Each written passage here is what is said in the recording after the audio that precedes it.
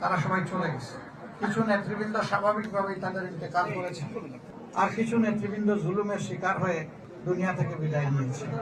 আমি আজকের এই আবেগঘন মুহূর্তে তাদেরকে আমার কলিজা সবটুকু উজাড় করে আমি স্মরণ করছি।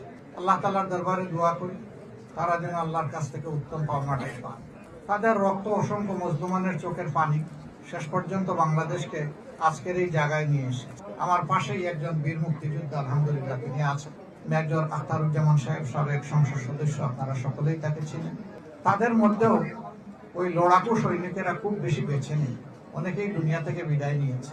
এরকম যারাই দুনিয়া থেকে বিদায় নিয়েছেন আল্লাহ তাআলার দরবারে দোয়া করি আল্লাহ তাদের সকলকে যেন উত্তম প্রতিদান দেন, আর যারা বেঁচে আছেন তারা যেন জাতির খেদমতে তাদের জীবনের শেষ অংশটুকু উজাড় করে দিতে পারে। ইতিমধ্যে আপনারা হয়তো কিছুটা